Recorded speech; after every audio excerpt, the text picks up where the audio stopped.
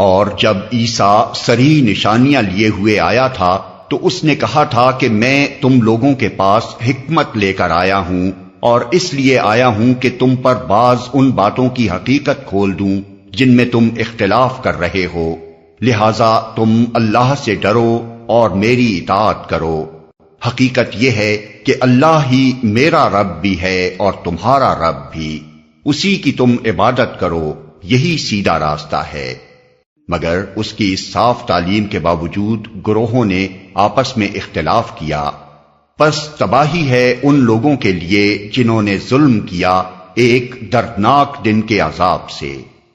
کیا یہ لوگ اب بس اسی چیز کے منتظر ہیں کہ اچانک ان پر قیامت آ جائے اور انہیں خبر بھی نہ ہو؟